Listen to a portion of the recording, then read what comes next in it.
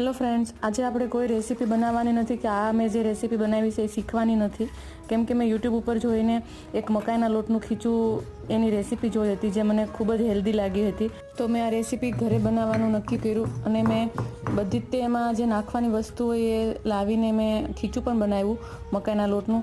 જેવી રીતે યુટ્યુબમાં બતાવ્યું હતું એ જ રેસીપી સેમ ટુ સેમ બનાવી, પરંતુ ખાવામાં એટલો ટેસ્ટ ખરાબ હતો કે મારું બધું જ ત્યાં મકાઈના લોટનું ખીચું એકદમ વેસ્ટ ગયું, મારો ટાઈમ પણ બગડ્યો.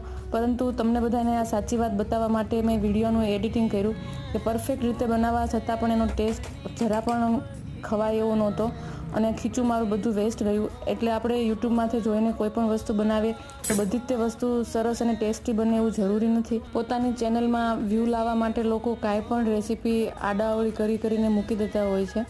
આ જોવામાં એટલું ટેસ્ટી આપણને લાગે પરંતુ ખાવામાં બિલકુલ ટેસ્ટી ન હતું.